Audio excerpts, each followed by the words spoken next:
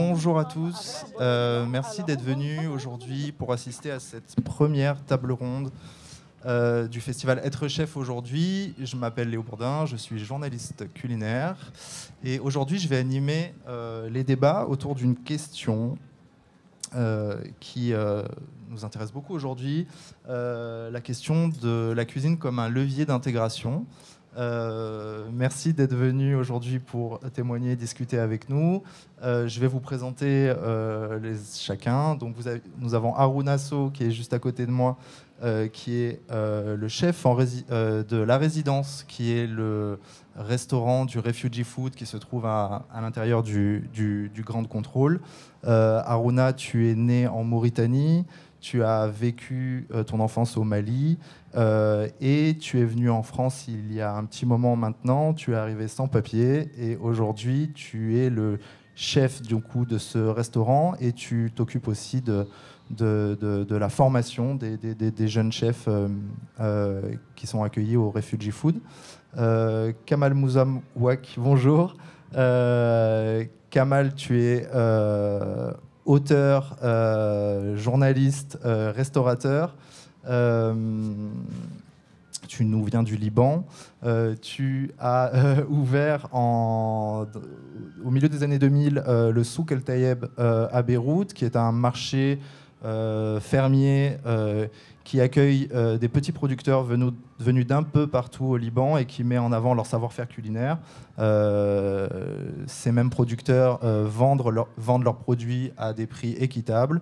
En 2019, tu as ouvert Taoulé, qui est une table d'hôte intégrée au Souk El Tayeb et qui met à l'honneur chaque jour de la semaine des femmes libanaises, elles-mêmes venues des quatre coins du Liban, et qui mettent en valeur, qui mettent en scène, qui cuisinent les plats de leurs régions respectives. Il y a 2 semaines, tu as ouvert Taoulé Paris, donc en bas de la rue de la Folie-Méricourt. Finalement, une transposition de l'esprit de Taoulé Beyrouth à Paris. Voilà. Merci d'être là. Valentine Pia, bonjour. Tu travailles pour le Refugee Food Festival et tu t'occupes de la coordination des formations et de l'insertion. Alessandra Montagne, hello. Tu es la chef de Nosso, qui veut dire le nôtre en portugais et brésilien, si je ne dis pas de bêtises. Tu es né au Brésil et tu es venu en France il y a un peu plus de 10 ans, si je ne dis pas de bêtises.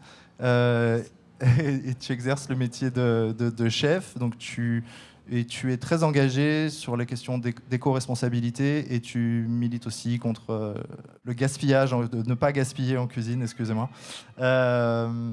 Merci d'être là. Moi, quand j'ai réfléchi à cette question de la cuisine comme un levier d'intégration, il y a quelque chose qui m'a tout de suite marqué, c'est que j'ai l'impression que la cuisine, le milieu de la cuisine, le secteur de la restauration, beaucoup plus qu'un autre, est un endroit dans lequel on peut partir de zéro. On peut construire tout à partir de rien, entre guillemets, ou en tout cas, pourvu qu'on en ait l'envie, pourvu qu'on ait une détermination. C'est un milieu qui apporte un cadre et qui permet d'évoluer rapidement et donc finalement de s'intégrer dans une société, dans un monde professionnel. Qu'est-ce que vous en pensez ? Harouna, je sais que quand tu es arrivé en France, tu étais sans papier, tu as dû construire énormément de choses. Qu'est-ce que tu as découvert dans la cuisine ? Qu'est-ce qui t'a attiré vers la cuisine en priorité plutôt qu'autre chose ? Alors, merci de m'accueillir. Avant tout, pour moi, la cuisine, en fait, au début, ce n'était pas une vocation. Parce que déjà, je viens dans des pays où nous, les hommes, on ne rentrait pas dans la cuisine. Donc, j'avais du mal à vraiment m'identifier dans cette branche-là. Mais j'ai croisé des hommes et des femmes qui m'ont transmis cette passion. Avant tout, d'abord, de m'engager en cuisine quand je suis parti faire mes stades de découverte dans différentes maisons. Ce que j'ai vu au début, c'était de l'ordre. Vu que moi, j'ai vécu au moins 16 ans dans ma vie... 16 ans dans ma vie où je faisais école coranique, c'est comme une secte. On est au milieu d'un village où on apprend à être marabout. Donc il y avait beaucoup de l'ordre, de respect. d'un chef.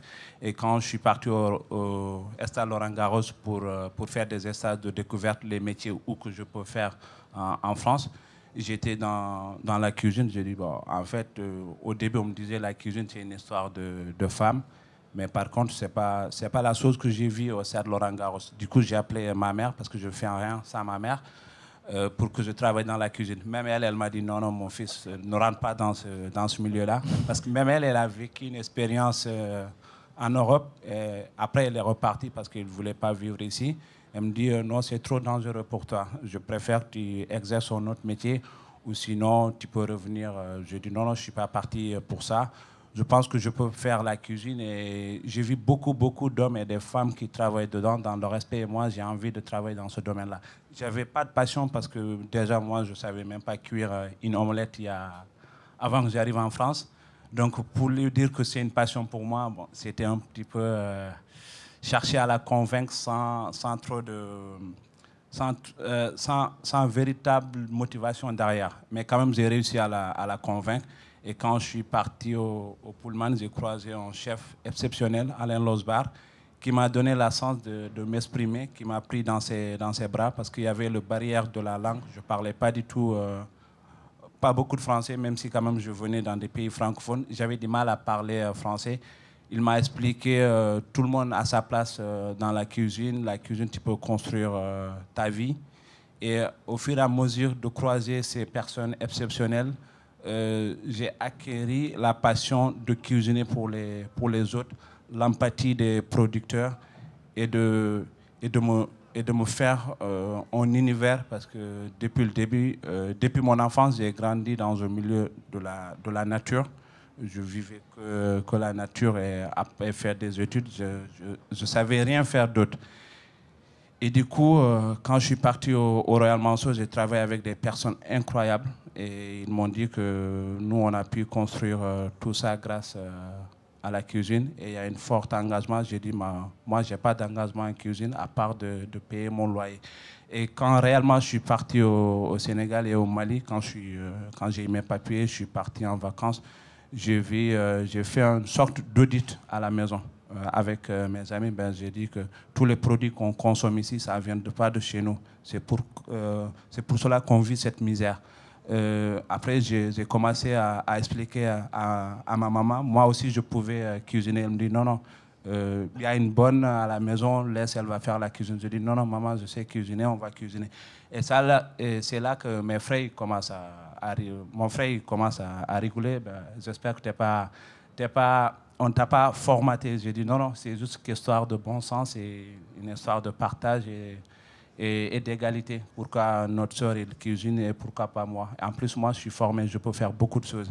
Et c'est là que j'ai créé une ferme avec des amis. Je dis que tu vois la misère qu'on vit ici, parce que tous les produits qui viennent d'ici, ça ne vient pas d'ici, ça vient d'Hollande, de Belgique. Et quand je suis revenu à Paris, c'est là que j'ai pris vraiment cet engagement de cuisiner, d'envoyer un message pour dire que la cuisine en place, c'est plus qu'un emploi, comme je le pensais au début. C'est une question d'engagement et c'est une question de vie pour moi, parce que je suis parti dans mon pays parce que je n'étais pas reconnu en tant que Mauritanien, donc je n'avais pas de papier, mais je pouvais quand même rester au Sénégal s'il y avait des établissements. S'il y avait des établissements au Sénégal où mon père il était prêt à investir pour que je reste au Sénégal, mais il n'y avait pas d'autre métier à part faire le commerce. Je pense que s'il y avait de la cuisine, je pourrais rester au Sénégal, parce que si j'ai une entreprise, là, obligatoirement, le gouvernement sénégalais va me donner des papiers parce qu'ils vont dire que c'est quelqu'un qui crée de l'emploi. Et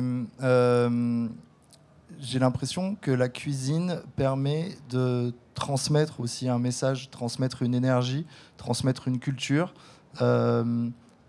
Est-ce que tu peux nous parler un petit peu du travail que tu effectues aujourd'hui au sein du Refugee Festival et comment tu retransmets ce qui est devenu une passion, qui n'était pas au départ, mais comment tu retransmets ton savoir-faire aujourd'hui aux gens qui travaillent avec toi au sein du restaurant? Alors, pour moi, d'abord, ça m'a permis de trouver ma place dans la société, parce que j'avais beaucoup de mal à trouver ma place. Déjà, il y a le barrière de la langue, il y a toute la culture à apprendre, mais dès que je rentre dans la cuisine, j'oublie tous mes soucis. Je sais que je suis en égalité avec mes collègues que je n'ai pas su dans le métro ou dans un autre restaurant. Et là, moi, c'est que j'essaie de transmettre au Refugee Food Festival, surtout ici, parce qu'en 2013, quand j'ai déposé ma demande d'asile, j'étais bénéficiaire de l'aide alimentaire. Donc, je voyais les plats qu'on nous donnait dans des centres israélites ou autres. On mangeait très mal. Et même si je mangeais quand même des restes en étant talibé au Mali, j'avais quand même une bonne palette pour savoir si les carottes sont bonnes ou autres. Donc, j'avais beaucoup de mal à manger et ça se passe comme ça dans les associations. Et quand il y a eu le Covid, j'ai appelé Marine Louis. Et qu'est-ce que je pouvais faire. Après, ils m'ont dit on va monter un projet de l'aide alimentaire. Si tu es chaud, tu peux venir. Et c'est là que j'ai commencé à cuisiner des repas pour des personnes de la rue, et notamment des hôpitaux et des personnes qui ont du mal à boucler les fins du mois.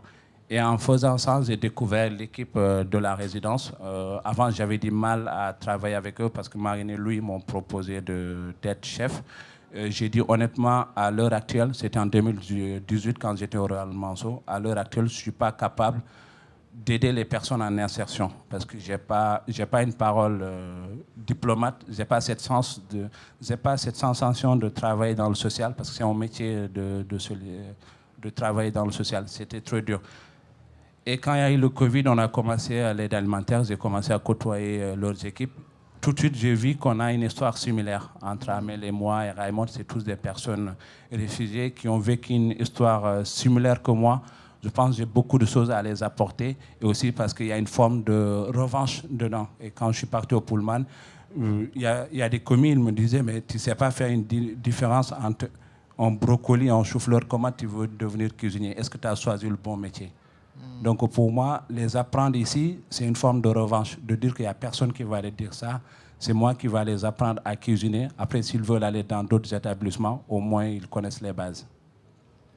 Tu as dit quelque chose de très intéressant en commençant. Tu as dit que la cuisine t'avait aidé et t'aide encore aujourd'hui à trouver une place dans la société. Du coup, je me tourne vers toi, Valentine. Par quels moyens le Refugee Food aujourd'hui aide certaines personnes à trouver leur place dans la société? Est-ce que tu peux me parler un petit peu du profil des gens que vous accompagnez et des différentes choses que vous mettez en place, votre action globale? Merci. Donc le Refugee Food, c'est une association, il y en a peut-être certains dans la salle qui connaissent, dont l'objectif est de contribuer au changement de regard sur les personnes réfugiées, de favoriser leur insertion professionnelle et en l'occurrence en cuisine, puisque c'est ça qu'on fait, et de valoriser les patrimoines culinaires venus d'ailleurs en réfléchissant à une alimentation équilibrée, juste et durable. Et pour faire cela, on a plusieurs activités.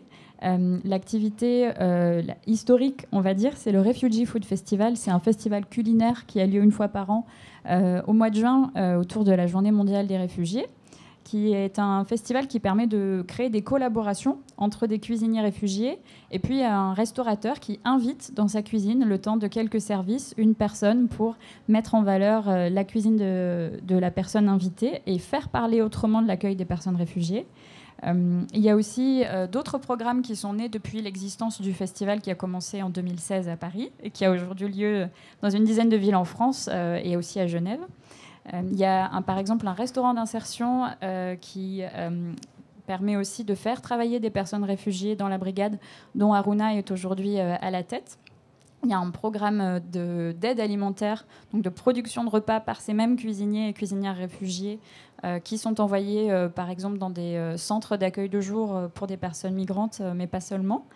Et il y a un programme de sensibilisation des collégiens à la question de l'alimentation et des migrations. Il y a un service traiteur avec le restaurant. Et enfin, des programmes de formation professionnelle. Voilà.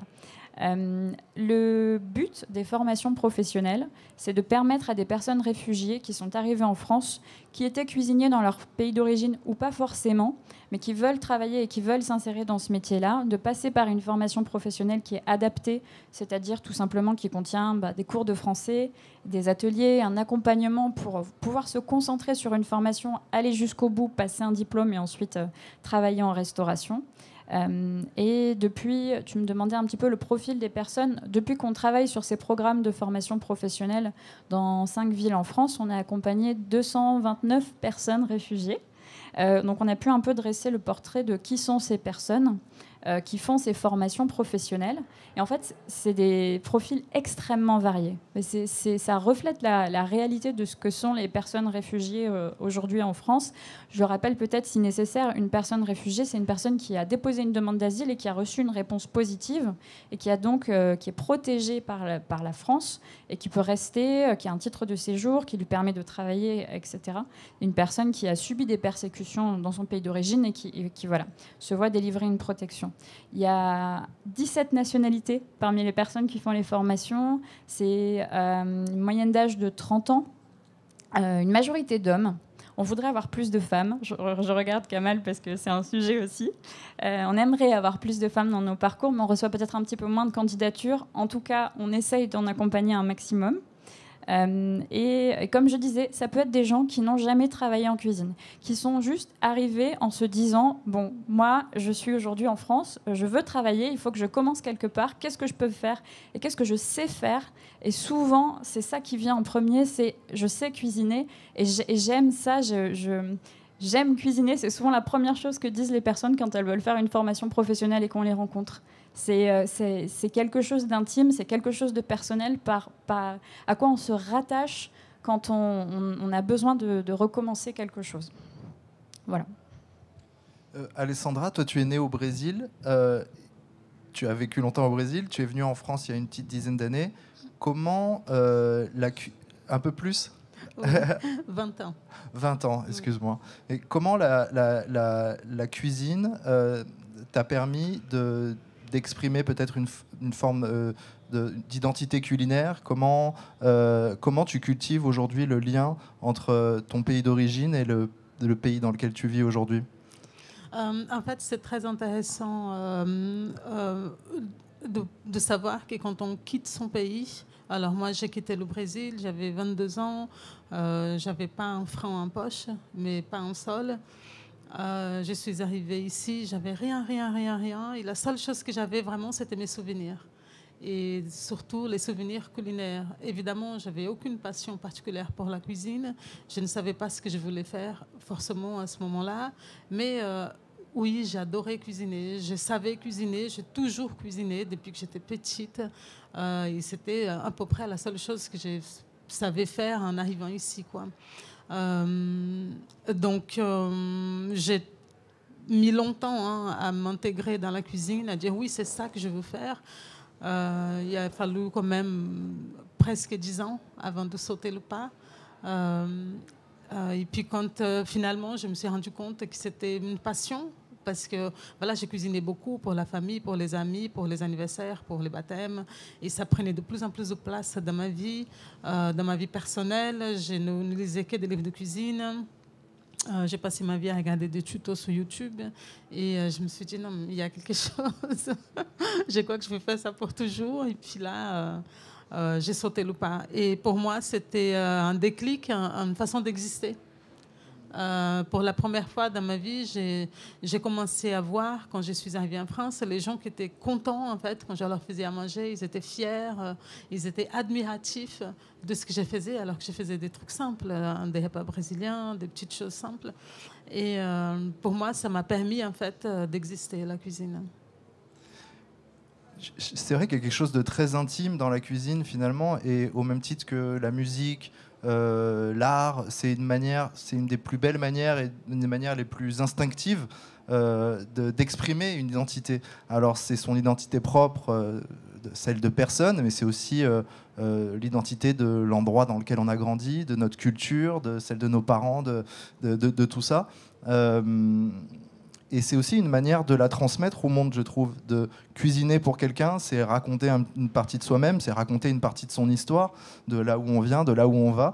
Et c'est quelque chose que tu mets beaucoup en avant, Kamal, comme ça je fais la transition, chez Taoulé, en mettant en avant justement la diversité des cultures culinaires régionales du Liban.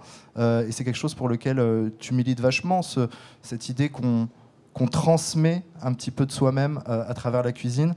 Et finalement, raconter aux autres son histoire, c'est aussi une manière de s'intégrer, c'est une manière de dire, d'appeler les gens à embrasser, à manger cette diversité, littéralement.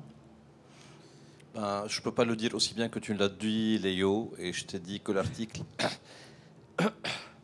pardon, que tu as écrit la semaine passée était une des plus belles choses qui ait jamais été écrite sur nous, parce que tu as regardé avec ton cœur et tu as dit que quand on donne à manger à quelqu'un, on donne une partie de soi. Et en fait, c'est ça. Aruna, c'est ce qu'il fait, c'est ce qu'Alessandra fait. Je pense qu'Alessandra, Valentine, moi et Aruna, on est habillés de la même façon. On parle la même langue, mais ce qu'on partage, chacun de nous, ce qu'il partage avec les autres, donc c'est ce qu'on a ramené avec nous. Donc Alessandra a ramené les quejo, comment on appelle les... Voilà. Aruna, je ne sais pas qu'est-ce qu'il a ramené comme plat, et c'est ça que nous partageons avec les autres. Et la cuisine est une expression qui raconte le mieux notre histoire, nos racines et nos traditions mieux que n'importe quoi d'autre. On n'est pas habillé traditionnellement. On ne va pas vous donner ni ma musique traditionnelle, ni sa musique traditionnelle. Ça va vous paraître peut-être ridicule. Vous n'allez pas comprendre ni l'architecture, ni le théâtre, ni la poésie. Mais on peut tout simplement prendre un petit bout de pain de queijo et le donner et dire, voilà, ça c'est le Brésil. Et comme je t'ai dit, comme tu as très bien écrit dans ton article aussi, je peux prendre un tout petit peu de za'atar et te le donner, et ça va te raconter, sans dire un mot, toute la montagne du Liban et toute cette tradition-là. Donc au moins, c'est une expression de la tradition qui n'est pas la religion, qui n'est pas la politique, qui n'est pas un moyen qu'on utilise pour se faire la guerre les uns aux autres. Ce n'est pas quelque chose qui n'exclut pas l'autre. Au contraire, c'est complètement inclusif. Quand Alessandra cuisine, ce n'est pas pour elle, c'est pour elle et pour les autres, pour leur dire « Venez, on va tous partager le même repas ». Quand Aruna cuisine, c'est la même chose. Donc c'est vraiment une expression de ce que nous sommes, de notre histoire, et c'est une expression qui inclut l'autre. Il faut que je trouve une transition maintenant parce que...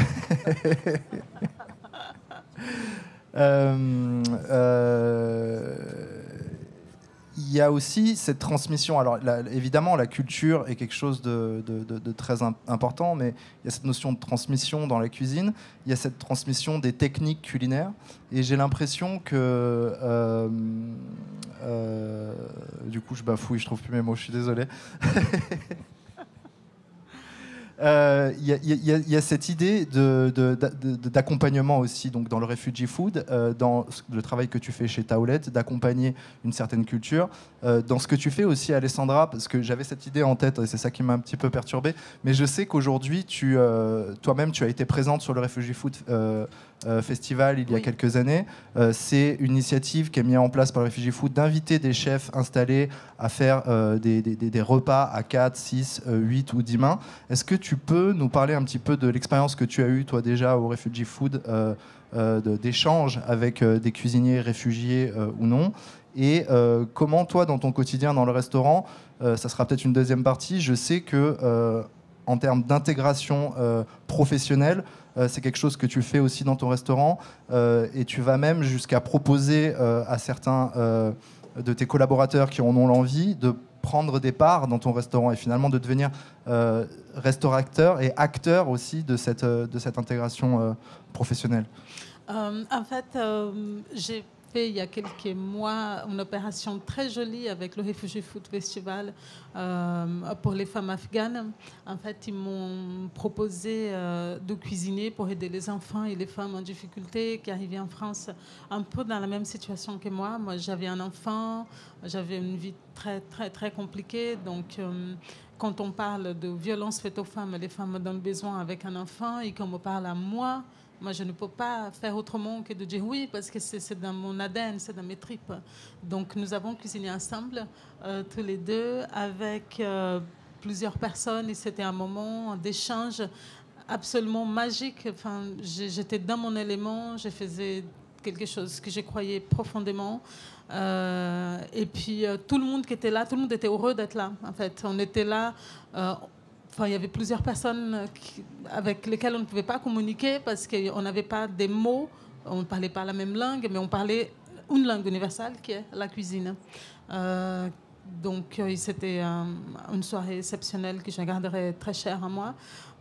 Et puis, oui, je reçois parfois des jeunes réfugiés qui viennent de telle ou telle association, qui passent un mois avec moi. Le dernier en date, c'est Mohamed. C'était vraiment très, très beau de passer ce mois avec lui.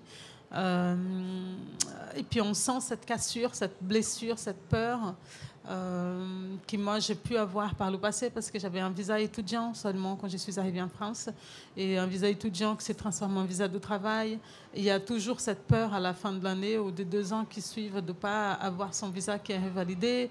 Vous savez, c'est une panique qu'on a quand on veut, qu'on aime ce pays parce que j'aime profondément la France et je voulais de toutes les façons, quoi qu'il arrive, à rester ici. C'était presque une mort de penser qu'on allait me mettre dehors. Mais c'était horrible, c'était la panique à chaque fois. Et aujourd'hui, de voir qu'il y a des gens qui arrivent chez moi et qui, je sens ça dans leur comportement, dans leur façon de faire. On a envie de les aider, on a envie de leur donner des armes, on a envie de leur donner envie de se battre, de leur transmettre une passion et de leur dire c'est possible, vous pouvez le faire. Moi, je suis un exemple. Il y en a plein d'exemples partout, des gens qui sont arrivés ici, qui aiment cette terre, qui aiment ce peuple, qui veulent partager, qui veulent donner, qui veulent construire une belle histoire. Donc, vous avez toute votre place, que ce soit par l'intégration via la cuisine ou via un autre métier, mais il faut rentrer quelque part dans la société par une porte. Donc, la cuisine, c'est peut-être la porte plus facile, parce qu'on sait tous cuisiner, plus ou moins. Donc, rentrer par là, et puis on verra ensuite. Et la plupart des gens restent, et c'est magnifique de les retrouver après, et puis d'entendre de si belles histoires, c'est émouvant en fait. Voilà. Valentine, à quel moment vous intervenez au Refugee Food pour justement donner ces outils à des personnes qui viennent d'arriver sur le sol français, qui se retrouvent dans cette insécurité dont tu parles, Alessandra, et qui vont vers la cuisine pour trouver finalement une formation, un débouché professionnel. Est-ce que tu peux m'expliquer un petit peu en détail l'accompagnement des différentes formations que vous proposez et à quel moment commence l'accompagnement de vos différentes formations ? Alors, les personnes qui nous sont orientées pour réaliser des formations nous sont orientées souvent par des associations qui les hébergent, qui les accompagnent, ou les deux. C'est la grande majorité. Donc ce sont des personnes qui ont le statut de réfugié et qui voudraient se former ou travailler en France et qui ont un intérêt pour la cuisine. Et l'accompagnement commence à ce moment-là. Et c'est vrai aussi, par exemple, pour participer au festival ou pour travailler, puisqu'on recrute parfois des gens pour travailler dans le restaurant. Et notre mission, si je peux dire, c'est d'accueillir ces personnes et d'évaluer avec elles leurs projets et d'adapter en fonction de ce qu'on peut leur proposer. Dans le cas des formations, on essaye de faire en sorte qu'elles soient le plus ouvertes possible. La seule chose qu'on demande aux personnes, c'est d'avoir un niveau minimum de français et d'être motivé pour travailler en cuisine. Parce que la cuisine, c'est quand même un métier avec des conditions un peu difficiles. Donc il faut être en mesure de connaître ça et d'accepter ça. Mais à partir de ce moment-là, lorsque les personnes intègrent la formation et commencent les cours de français, les cours de cuisine, etc., notre rôle, c'est aussi de transmettre quelque chose avec les cours de français, évidemment, parce que c'est un sujet important, et les codes aussi. Et pas seulement les codes de la restauration, mais les codes de la société française en général. Et les personnes, quand elles font les parcours de formation avec nous, elles font aussi des stages dans des restaurants. Et ça, c'est une partie qui est tellement importante parce que c'est beaucoup là où ça se joue aussi. On est au contact d'une équipe de cuisine, de gens qui vont peut-être pas forcément vous faire de cadeaux, mais au contraire, vous traiter comme n'importe qui d'autre. Et c'est là où on commence à comprendre qu'est-ce qu'on attend de nous dans la cuisine. Et on compte aussi sur les chefs et les restaurateurs qui accompagnent des personnes pour comprendre qu'il y a une partie de l'apprentissage et de l'acquisition des codes qui se fait dans les entreprises. Et il y a un rôle énorme à jouer par l'équipe qui accompagne. Et c'est très important. Et je peux peut-être passer la parole à Harouna, si tu me permets, parce que Harouna a accueilli des stagiaires de cuisine dans le restaurant, plusieurs stagiaires de la formation commis de cuisine. Est-ce que tu peux peut-être nous dire comment ça s'est passé, l'intégration ? Alors, pour moi, toutes choses, quand ils viennent ici, je les explique plutôt je demande leur motivation de faire ce métier. Est-ce qu'ils sont vraiment poussés par des associations pour qu'ils fassent le métier de cuisine parce que c'est un métier qui recrute. Et surtout, je les demande parce que moi-même, j'avais ce regard. Est-ce qu'ils sont pas gênés à travailler avec des femmes ou sinon de recevoir avec des ordres venant d'une femme? Parce que pour moi, c'est important en fait. Parce que moi, quand je suis arrivé, je le dis honnêtement, je parle cash, j'avais beaucoup de mal. Mais on m'a appris que voilà, je pouvais recevoir des ordres et les faire comme elle a envie. Ça, c'est les questions fondamentales quand je les pose. Et souvent, ils me disent oui, ça pose aucun problème. Et là, je commence quand même à définir un plan pour la personne parce qu'il faut tout le temps adapter à la personne. Parce que moi, les chefs qui m'ont accompagné ont beaucoup adapté à ma personne parce que déjà, il y avait le barrière de la langue et je ne connaissais pas les produits. Donc, je vois ce personne, il vient de tel pays, il faut quand même que je m'adapte à lui directement. Après, il y a des gens, si je les identifie, je sais que c'est des bons profils qui peuvent durer dans la restauration. Ça, j'essaie de dire à Valentine ou autre, telle personne, vous pouvez vraiment l'envoyer ici parce que c'est une personne, c'est sûr, qui va réussir. Après, la cuisine, c'est un métier physique. Par exemple, souvent, on reçoit des personnes, on sait que ça ne va pas tenir. Ils veulent faire la cuisine, mais ça demande beaucoup d'efforts. Donc, on essaie plutôt de les orienter dans la restauration collective. Comme ça va être plus simple. Après, il y a des personnes qui ont envie vraiment d'avoir une vie de famille. Moi, je le dis que je fais la cuisine parce que ma femme et ma fille ne vivent pas ici. Donc, ça me permet quand même de vivre mon métier 24/24. Si tu as envie de faire une vie de famille, je te conseille, c'est possible, mais c'est très rare. Donc, ce que je te souhaite, c'est de travailler soit dans une restauration collective, soit de trouver un resto qui te permet de vivre ta vie. Parce qu'il ne faut pas juste pousser les gens à faire la cuisine parce que c'est un métier qui recrute et derrière les bloquer dans tous les autres domaines. Et aussi, je m'adapte beaucoup à eux avec le rendez-vous parce qu'il y a beaucoup d'administratifs quand on est accueilli en France. Les 2 ans, il y a beaucoup de rendez-vous. Et moi, c'est un truc qui me causait beaucoup de problèmes quand j'étais au Pullman. Parce que les chefs, ils me disaient, mais Aruna, tu sais, tu as beaucoup de rendez-vous. Même la DRH, une fois, m'a convoqué avec mes rendez-vous. Je dis, bon, je fais des rendez-vous parce que j'ai rien. Même, je ne suis pas né avec une carte vitale, déjà. J'ai beaucoup de rendez-vous. Si vous me permettez, donnez-moi je vais quand même honorer tous mes rendez-vous pour que je puisse être tranquille d'ici 3 ans. Par exemple, s'il y a un stagiaire qui me dit que demain, j'ai un rendez-vous, je ne vais pas essayer de chercher à comprendre midi 14h. Je sais que c'est vrai. Parce que je sais que moi-même, j'ai vécu tous ces rendez-vous de dernière minute. Ça, c'est quelque chose de très important dans la cuisine. Parce qu'il y a des gens qui refusent pas mal de rendez-vous aux stagiaires alors qu'ils ne savent pas le parcours qu'il y a derrière. En parlant de cuisine et de confection de cuisine, tu disais tout à l'heure que parmi tous les gens que tu accueilles en formation, il y en a beaucoup qui ont des techniques culinaires qui sont différentes des tiennes ou différentes peut-être du socle commun des techniques de base culinaires.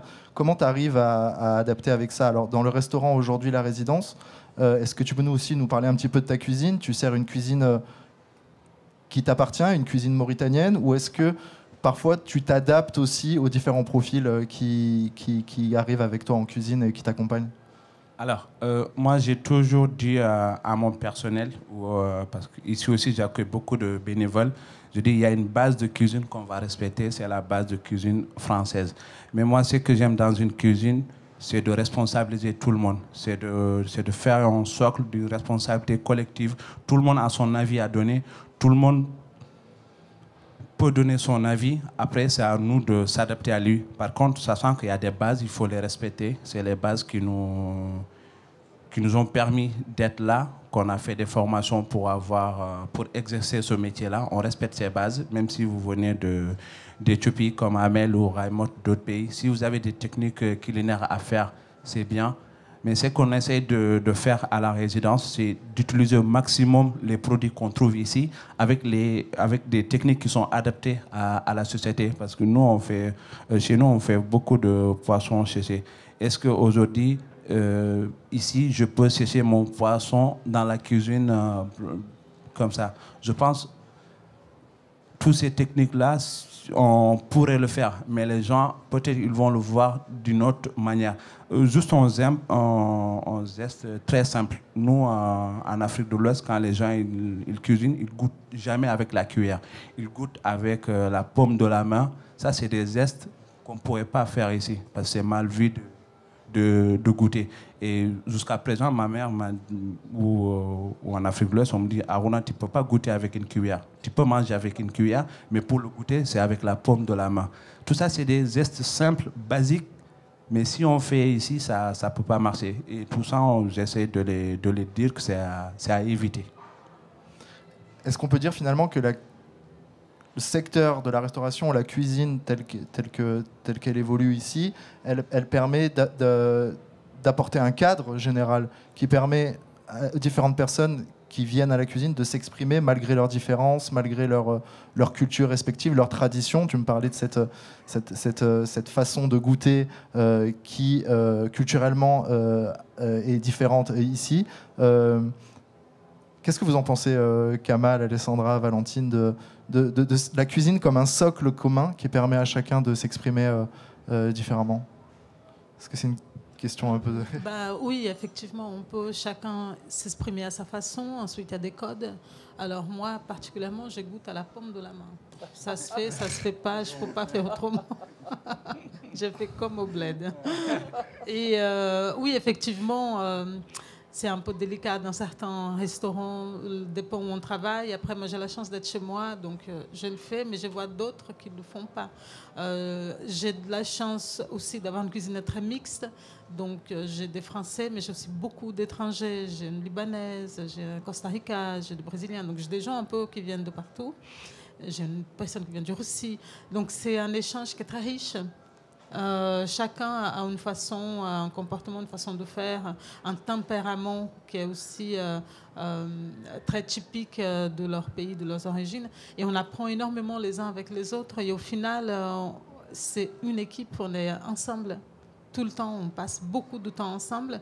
Et donc cette richesse et cette différence, en fait, devient une richesse pour le restaurant, pour les gens qui viennent manger et pour chacun d'entre nous, parce qu'on apprend énormément les uns avec les autres.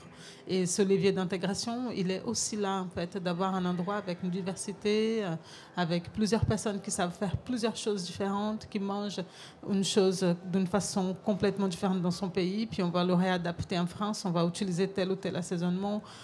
Donc voilà, donc ça c'est la cuisine chez Nosso. Et, enfin, j'adore travailler avec ces personnes-là. Et puis d'apprendre avec eux. Voilà. Kamal, dans ton restaurant, tu accouches aussi d'une certaine culture de la cuisine libanaise qui n'est pas forcément connue en France. On a une certaine idée de la cuisine libanaise quand on va dans le restaurant libanais. La dernière fois, quand je t'ai interrogé, tu m'expliquais qu'il y avait c'est intéressant dans ce cadre-là d'en parler. Il y avait une cuisine libanaise des restaurants et une cuisine libanaise domestique de la maison qui n'était pas la même et qu'on n'avait pas forcément l'occasion de goûter, à moins d'être invité chez les gens. Et j'aime bien cette idée aussi que le restaurant puisse être un lieu dans lequel s'expriment des identités, des cultures qui sont de l'ordre un petit peu de l'intime et qui se découvrent à la société en général et finalement finissent par s'y intégrer et à connaître une deuxième existence. Qu'est-ce que tu peux me dire là-dessus? C'est comme tu disais, quand on parle de cuisine libanaise en général, dans tous les pays du monde, quand on parle de cuisine de restaurant, la cuisine de restaurant est une forme un peu sophistiquée de la cuisine de maison. Au Liban, ce sont deux cuisines complètement différentes. Quand on parle de cuisine libanaise, les gens connaissent le sfiha et le kibbé au Brésil. Donc ça, pour nous, c'est du street food, le falafel, le shawarma. Ou le restaurant, on mange des mezés. Ça, c'est ce que j'appelle la cuisine publique. Donc c'est une cuisine complètement différente de ce qu'on mange à la maison. À la maison, on mange une cuisine différente qui est plus saisonnière, qui est plus régionale, et c'est des ragoûts. Donc, et on n'a pas accès à ça, sauf si on va dans les maisons, quoi. Donc c'est à travers Taoulé, on essaie de raconter ou de découvrir cette cuisine régionale. Et il faut se rappeler aussi d'une chose très très importante, c'est qu'aujourd'hui, quand on parle de restaurant et de manger ou de dormir, ce qu'on appelle le secteur de hospitality en anglais, ou du food and beverage. Donc quand on parle de hospitality, donc je ne sais pas si on dit hospitalité en français techniquement, on prend toujours comme repère les restaurants et les hôtels. Et on oublie que l'hospitalité, en fin de compte, commence à inviter quelqu'un chez soi à la maison et à lui donner le lit du petit enfant qui va dormir sur le canapé. On lui donne ce lit-là. Ou à lui dire, venez, on va partager notre propre repas. On a oublié que la base de l'hospitalité, c'est la maison. Et ce n'est pas du tout l'espace professionnel qui est un restaurant ou un hôtel. Aruna, dans tout ce qu'il a parlé, il a parlé de sa maman 15 fois, donc c'est ça la base. Donc on oublie que l'hospitalité, c'est ça. On oublie que la cuisine, à la base, c'est ça. Une maman, une femme, c'est elle. Ce sont ces deux femmes-là qui ont donné vie à des enfants. C'est pas moi, ni Aruna, ni toi. Donc physiquement, c'est la femme qui donne la vie. C'est la femme qui entretient cette vie d'abord en allaitant son enfant et en sachant le mieux comment est-ce qu'elle va nourrir cet enfant et sa famille d'amour et de nourriture plus tard.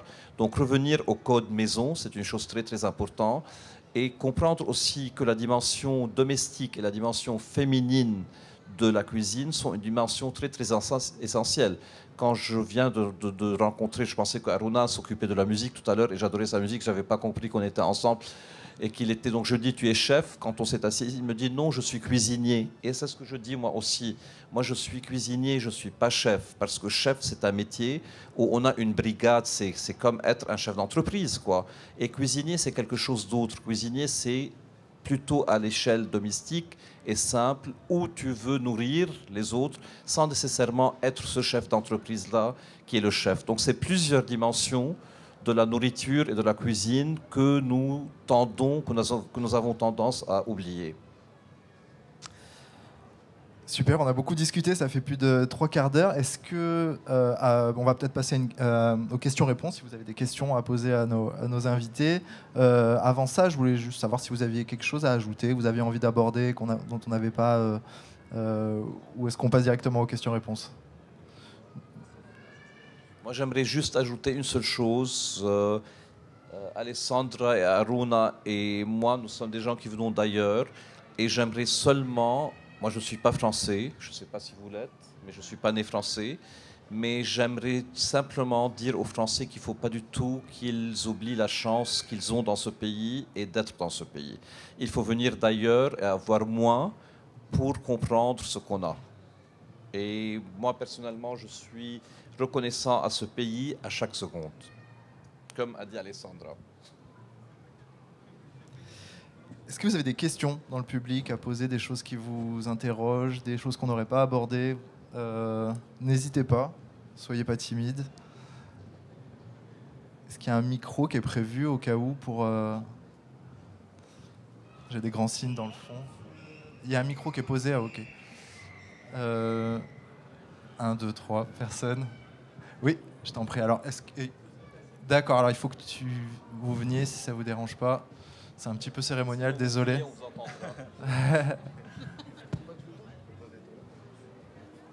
Bonjour, ça marche ? Ouais. Alors moi j'ai une question par rapport à votre parcours de chef. Si vous avez, j'ai l'impression, donc il y a Aruna qui est passé par le Refugee Food Festival. Est-ce qu'il y a eu un parcours, et donc tu n'as pas eu de formation dans une école en particulier ? Donc pour les deux autres, est-ce que vous êtes passé par une formation dans une école de cuisine française ? Et est-ce que ce rapport à l'intégration qui est fait par le partage avec les clients, et c'est aussi fait avec le reste de la profession, donc vous intégrer avec vos pairs cuisiniers français ? Ou est-ce qu'il y a une barrière à ce niveau-là avec d'autres chefs ? Voilà. Alors, moi, je suis passée par une école de cuisine. Donc, j'ai fait une école de cuisine, une école de pâtisserie. J'étais très rapidement intégrée à l'école avec mes professeurs. Et ensuite, une fois sortie de l'école, j'ai reçu un énorme soutien de la profession. J'étais surprise et agréablement surprise très rapidement d'avoir été reçue dans certains endroits où je n'aurais jamais de ma vie imaginé être reçue un jour. J'étais reconnue assez tôt, après 4 ou 5 ans de métier, par des grands noms de la gastronomie française. À chaque fois, je me sentais limite mal. J'avais honte et tout. J'ai essayé de rester le plus petite possible, tellement je me suis dit, est-ce qu'ils se sont trompés peut-être. Ils m'ont mis là, mais en fait, c'était peut-être pas moi qui voulais. Donc, c'était assez délicat. Mais voilà, aujourd'hui, j'ai une reconnaissance incroyable à toute cette personne, et ces hommes et ces femmes qui m'ont reconnue comme une de leurs assez rapidement et qui m'ont donné et ouvert des portes incroyables. Et je leur dois énormément. Donc oui, ce levier d'intégration a été fait aussi par la profession. Et je les remercie, je les remercierai jamais assez. Voilà. Aruna, aujourd'hui, est-ce que tu rencontres d'autres chefs et est-ce que tu as ce sentiment d'être intégré à cette profession comme tu le voudrais? Juste pour répondre à la question, moi j'ai déjà fait une formation, plutôt même une double formation, parce que quand j'ai commencé à faire mon formation, c'est en CQP que j'ai fait. En CQP, je l'ai fait pendant 1 an et quand je suis commencé, le chef il m'a dit clairement, Aruna, là tu accuses beaucoup de retard. Ce que je te conseille, c'est j'ai d'autres amis chefs, si tu peux aller travailler là-bas le soir. C'est pas pour que tu travailles plus ou autre, c'est pour que si tu veux apprendre et aller très vite par rapport aux d'autres apprentis. Parce qu'au Pullman, il y avait des apprentis qui venaient de Ferrandi et moi, je venais d'Infrep à Boulogne dans une petite centre de formation. J'ai dit d'accord. Et c'est là que j'ai commencé vraiment à venir à 6 h du matin pour aller visiter tous les chambres froides, congèles, pour savoir les produits d'où ils venaient et aussi visiter le congèle, ouvrir pour savoir qu'est-ce qu'on range au congèle, d'aller sur Google, sur YouTube, de voir qu'est-ce qui est pané, betterave, d'où est cuisiné, d'où viennent les lentilles. Et ensuite de ça, je travaillais mes week-ends en tant que commis ou apprenti dans d'autres restaurants pour que vraiment j'aille vite dans ma formation. Et quand j'ai fini cette formation, il m'a dit, là, tu peux passer ton CAP. Mais après, je suis parti sur mon assistant social. Il me dit, mais le CAP et le CQP, c'est le même. Mais j'ai dit, le chef, il a dit qu'on va faire, que je refasse son CAP, donc je vais le faire. Et j'ai repassé le CAP en alternance. Du coup, j'ai obtenu le CAP. Et là, il m'a dit, Aruna, pour être un bon cuisinier, il faut que tu acceptes de changer de maison. Ben, j'ai dit que la chef, j'ai signé un CDI, je vais bientôt avoir mon appartement. J'ai dit non, c'est pas ça. Si tu veux vraiment être un cuisinier, il faut que tu acceptes de changer de maison. Je te conseille de te voler sur tes propres ailes. Et c'est là où je suis parti dans d'autres maisons. Et l'une des maisons où j'ai vraiment acquis une fierté, c'est quand j'étais au Royal Mansour. Parce que je suis parti, il y avait des mecs qui venaient de Japon, parce que c'était le chef Noubi et Rémi Van qui a fait le meilleur ouvrier de France. Il y avait que des bons chefs de parti avec des bels établissements. Et du coup, j'ai dit là, il y a une revanche à prendre avec mes chefs de parti qui me disaient tu ne savais pas faire les différences entre les légumes. Et quand je suis venu, bon, eux, ils avaient beaucoup d'acquis. En plus, ils parlaient anglais, le français. Et moi, je ne parlais pas anglais. Et le français, je faisais pas mal de fautes. Le seul terrain de jeu où je peux trouver de la fierté, c'était quand on était devant le piano, là où il y a les feux, où on cuisinait. Là, on oublie qui parlait anglais, qui venait de Mauritanie ou qui venait d'Allemagne ou qui a bossé avec Yannick Aleno. Parce que c'était le service, il fallait faire le feu et je n'hésitais pas à faire le feu. Là, j'ai acquis beaucoup de notoriété dans cette cuisine-là. On me disait, souvent on me disait Aruna, le Mauritanien, le Sénégalais, celui qui parle pas bien le français. Mais si c'était en service, le chef, il me plaçait devant le piano, devant le passe. Et là, il y avait beaucoup de fierté et une forme de revanche que j'ai pris. Et tout ça, j'ai fait une formation, mais j'ai réussi à entendre les conseils d'un autre chef qui m'a dit j'ai beaucoup de retard, il faut que je me rattrape. C'est là que je n'ai pas compté mes heures. Je travaillais de 6 h jusqu'à 22 h ou sinon jusqu'à 23 h. En termes de chef, depuis que je travaille avec le Refugee Food Festival, il y a beaucoup de chefs, au moins 3 qui sont très connus, qui m'ont dit qu'on aimerait ouvrir un resto avec toi. Bon, je pense que j'ai pris l'engagement d'être libre, de faire des choses comme je le vois, des choses qui me plaisent. Je dis, pour moi, travailler dans cette association-là, c'est mon engagement et je prends beaucoup de plaisir en donnant du plaisir. En plus, c'est des hommes et des femmes qui sont derrière, qui ont tous vécu une expérience similaire que moi. Donc, c'est à mon tour de les aider. Et surtout, je reviens surtout sur l'aide alimentaire. Parce que moi, ce qui me tient à cœur, il y a beaucoup de personnes de riz qui mangent très mal. Donc, je pense qu'à Paris, il n'y a pas beaucoup de chefs très qualifiés qui ont sur ce domaine-là.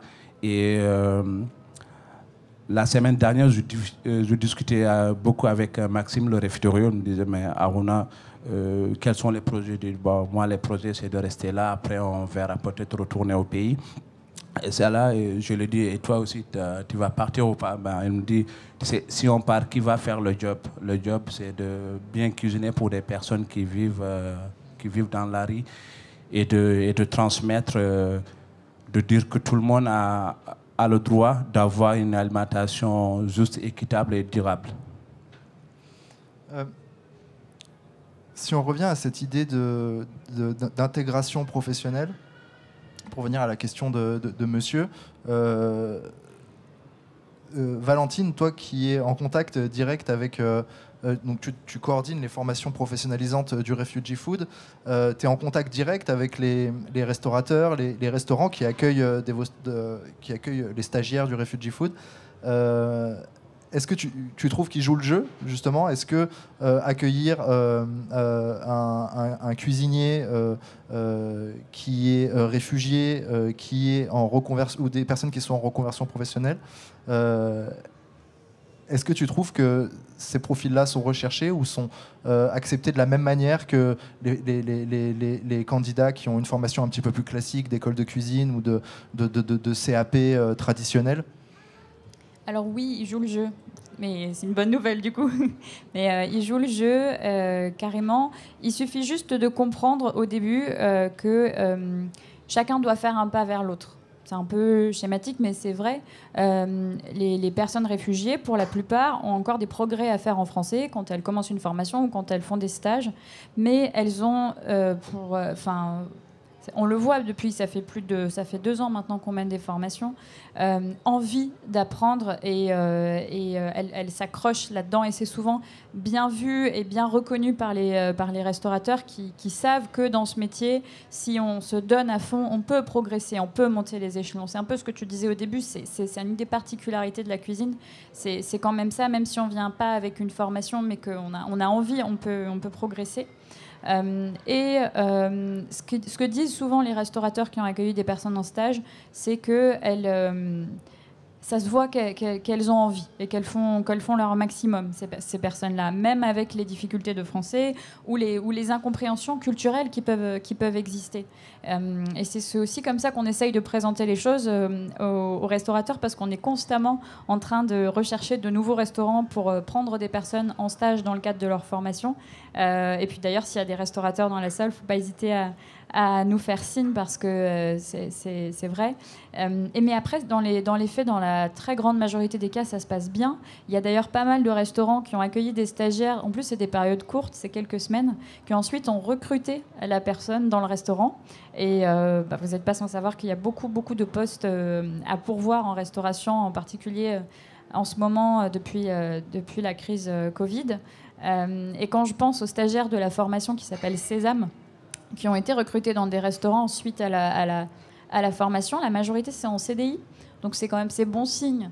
Donc ça veut dire que c'est possible, et que vraiment là où ça se joue, c'est de comprendre que ces personnes ont encore juste une marche à gravir et qu'il faut quand même avoir un rôle de formation et d'accompagnement, mais après ça se passe bien. Est-ce que c'est une responsabilité aujourd'hui des chefs et restaurateurs de donner cette chance-là à ces personnes qui ont des profils un petit peu différents, des parcours de vie peut-être un peu plus compliqués que la majorité des gens qui sont sur le marché du travail? C'est une question un peu rhétorique, mais... La preuve en est avec... Je pense en tant que chef, on peut faire une mission de service public. parce que le service public a droit de nous intégrer à la société. Je pense que c'est la base, et même pour eux, ça devrait être essentiel.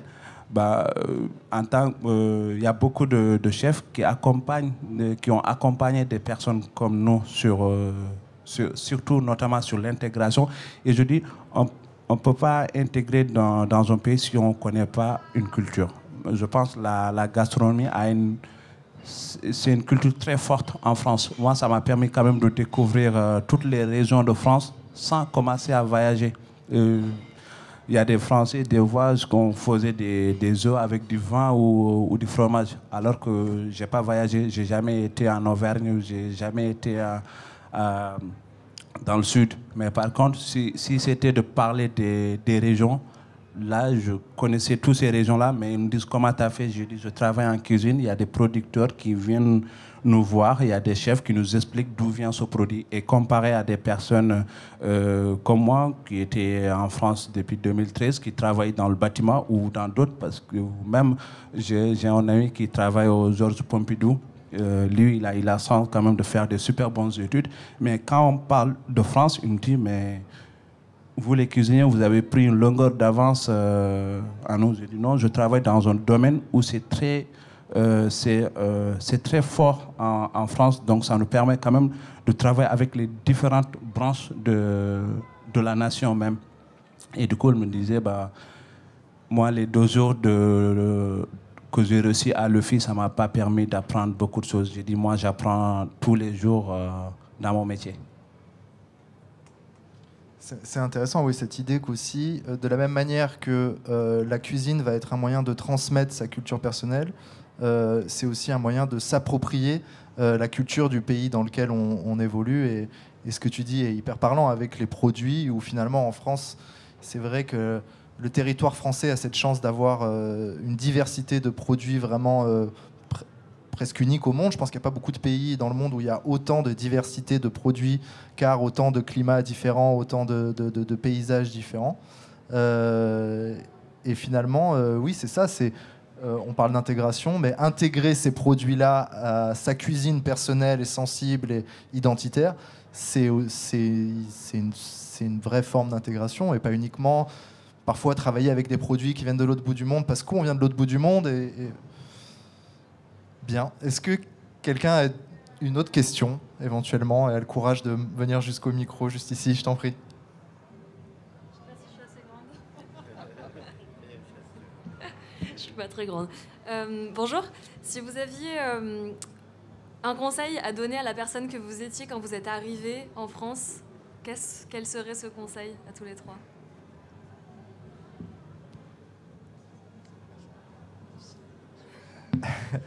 Alors, un conseil, est-ce que c'est plutôt des... comment dire il y avait cette idée de tout est possible, il faut avoir la motivation et il faut croire en soi. J'ai l'impression est-ce que s'il y a un conseil à donner, ça peut être celui-là, de garder la foi, ou est-ce que vous en avez un précis en lien avec votre histoire personnelle? Alors moi, je suis arrivée à 22 ans. Comme j'ai dit tout à l'heure, je n'avais pas un franc. À l'époque, c'était encore le franc. Je n'avais pas un franc en poche. Et j'ai cru très, très, très, très profondément que ça marcherait et que je resterais là. Et ça m'arrivait parfois de douter. Donc, j'aurais bien voulu avoir Alessandra 22 ans plus tard. Dit, ça va aller, tout va bien se passer. Donc, juste croire. Voilà, croire et s'accrocher à son rêve, ne jamais, jamais rien lâcher. Voilà, il faut y croire, quoi. Des œillères. Oui, voilà, il faut foncer, il faut y croire. Alors, on conseille, je pense, quand on décide de partir, on part toujours avec une valise de culture énorme, sachant qu'on va aussi aller dans un pays qui a une culture. Donc, je pense il faut d'abord faire une concession. Il faut d'abord mettre quelque chose d'une partie de sa vie à côté. Parce que c'est des cultures très différentes. Moi, je sais que la culture que j'ai reçue et celle d'ici, c'est très, très, très différent. Donc là, j'ai fait une concession de dire, bon, vu que je vais vivre dans ce pays-là, il y a des choses que je ne pourrais pas faire. Donc déjà, c'est ça. Et je parle tout le temps cuisine, c'est juste une idée assez simple. Parce que j'ai une famille ici. Et jusqu'à présent, ils sont tous nés ici. Quand je vais discuter avec eux, je dis, je vais vous apprendre comment faire une blanquette de veau. Ils me disent, ben, c'est toi qui as un titre de séjour qui va nous apprendre à faire une blanquette de veau. Je dis non, parce que ma tante n'a pas su intégrer du veau dans son mafé. Et du coup, en fait, c'est comme ça qu'on essaie de discuter. Je dis, c'est bien de manger nos produits. Mais on produit aussi, c'est lié à la culture. Je dis, c'est bien de manger le tchèp le dimanche avec de la dorade, pas le tchof. Je pense que le tchof, on peut laisser ça pour les Sénégalais. Donc je pense pour s'intégrer, un conseil à donner, c'est ne pas nier sa culture, mais de mettre une partie à côté et de s'approprier à la culture là où on vit. J'imagine que c'est ce qui doit être le plus difficile au quotidien, effectivement, de pouvoir faire évoluer sa culture, mais évoluer au sens elle prend une forme différente, pas au sens elle est en mieux, quoi. Et peut-être cette difficulté de devoir parfois effectivement t'as pas dit renier, t'as dit mettre à côté pendant un moment, c'est ça? Pendant un moment et pour toujours. Pour toujours, si okay. on décide de vivre dans un pays, c'est pas parce que là j'ai envie d'avoir ça, il faut que je le mets à côté, de le reprendre. Non, c'est de le mettre à côté. C'est une très bonne culture, mais je pense qu'il y a des choses qui peuvent marcher chez moi qui ne marcheraient pas là. Ou si je le fais, c'est mal vu au point de vue de la société. Il y a quelque chose de très important. Donc vous deux, vous m'arrêtez si j'ai tort. Quand on vit très longtemps dans un autre pays que le sien, moi je ne suis plus totalement brésilienne, je ne serai jamais totalement française. Rien qu'avec mon accent, on sait immédiatement que je ne suis pas née ici. Et ça, c'est quelque chose d'assez difficile, parce que toi, quand tu retournes chez toi, on va dire « Ah, le français ». Voilà, tu n'es plus de là-bas. Et ici, « Ah, la brésilienne ». Donc, à un moment donné, il faut accepter aussi le fait que quand on quitte son pays, on quitte aussi une certaine forme d'identité, mais on y gagne aussi dans plein. Enfin, forcément, quand on renonce de vivre dans son pays, on renonce à quelque chose parce qu'on choisit une autre chose, donc forcément on renonce. Mais ce qu'on gagne, c'est tellement énorme. Moi, en tout cas, j'ai gagné une vie, une famille, des amis, une culture, et je ne regrette absolument pas ça. Mais ça aussi, c'est très important. On restera toujours l'étranger. Et dans la cuisine, Juste répondre à Alessandra. Je t'en prie, vas-y. Dans une ville, personne n'est étranger, je pense, Alessandra. Quand je pense à New York, qui est new-yorkais? Est-ce qu'il y a quelqu'un qui est new-yorkais? C'est l'homme blanc, c'est les Indiens d'Amérique, ou c'est qui est new-yorkais? Et je pense que quand on est dans une ville, je ne vais pas dire dans un pays, mais quand on est dans une ville, moi je me suis déplacé maintenant de l'autre bout du 11e jusqu'ici, je suis parisien aussi. Non, je ne suis pas né à Paris. Non, je connais pas comment on parle à Paris ou les blagues. Mais quand on vit dans un endroit et qu'on participe à construire cet endroit, on est de cet endroit. Toi, tu fais quelque chose à Paris ou pas? Oui, tu fais quelque chose, donc tu es parisienne. Tu ne dis pas un mot maintenant, donc tu participes, il y a 20 personnes, 50 personnes qui t'écoutent, donc oui, tu es parisienne. Tu ne vas pas aller cuisiner plus tard. Donc c'est pour des gens, c'est qui les Parisiens qui vont venir chez toi? C'est des gens qui sont nés à Paris. Est-ce que tu prends un passeport? Pour des gens qui vont venir manger chez toi, c'est des touristes et des gens qui sont d'ici. Qu'est-ce que ça veut dire des gens d'ici? Donc tant qu'on contribue à la construction d'une ville, on est de cette ville. Donc oui, tu es parisienne. Et j'ai l'impression que, en tant que cuisinier, puisque la cuisine est un art qui sort de vos mains, qui sort de votre identité, de vos cultures, c'est un métier. C'est aussi une manière de faire vivre ces cultures-là et de les faire persister, de les faire se mélanger, de les faire se prendre de nouvelles formes. Il y avait cet exemple assez frappant que j'avais eu en venant chez toi, Kamal, où je vais te laisser peut-être le raconter, mais cette histoire de... Non, tu racontes mieux. Il y a la tradition du petit déjeuner libanais où on mange un manouché, comme ça qu'on dit, et donc qui est une galette de pain qui est cuite au four. Et traditionnellement, ce sont les mamans dans les villages libanais qui envoient leur enfant, le dernier garçon, si je ne dis pas de bêtises, qui envoie le dernier garçon au four avec une poignée de za'atar, qui est donc ce mélange d'aromates et d'épices que le boulanger du village va déverser sur son pain, et l'enfant revient chez lui avec du coup ce manouche et ce pain qui est prêt à être consommé par la famille. Donc c'est une tradition typiquement rurale libanaise. Et toi, quand tu es arrivé à Paris, le restaurant, le lieu que tu as trouvé, tu t'es rendu compte qu'en face il y avait une pizzeria. Tu es allé voir des gens de cette pizzeria et tu leur as demandé quoi? Tu leur as demandé, est-ce que de la même manière que moi j'ai grandi avec cette idée-là, si je vous apporte du za'atar, si je vous apporte ce mélange-là, vous pouvez le mettre sur votre pain. Et en fait, tu as recréé cette tradition-là. Pourtant, on est à des milliers de kilomètres de Beyrouth. Donc il y a une manière de faire vivre et de la transposer, en fait. Voilà, je trouve que c'est ça. C'est-à-dire ne pas l'arrêter, ne pas la faire... complètement changé. On parle beaucoup de cuisine fusion où c'est vraiment des mélanges et du coup on prend A plus B et on fait quelque chose entre les deux. J'ai l'impression que dans la façon chacun vous avez d'aborder la cuisine, vous avez aussi cette manière de transposer la culture, de s'adapter. Le mec d'en face, c'est Sonny's Pizza. C'est une pizza, donc c'est italien. C'est pas une pizza italienne, c'est une pizza de Brooklyn un peu épaisse. On envoie le za'atar qui est un mélange d'aromates, pas d'épices, il n'y a pas d'épices, et de sumac et de sésame dilué dans l'huile d'olive, et il fait une manouche, je ne vais pas dire plus bonne, mais presque aussi bonne, pas presque aussi bonne que celle qu'on mange à Beyrouth ou dans les montagnes du Liban. Donc voilà. Et j'aime bien cette idée que, comme tu parlais tout à l'heure de cette manière dont on se sent parisien, on se sent français, parce que dans un temps dans une réalité, on est là à ce moment-là et on fait partie de cette communauté, et c'est ça finalement qui définit l'identité. Là, de la même manière, on se sent manouché entre guillemets, mais dans le sens où on peut pas être en même temps.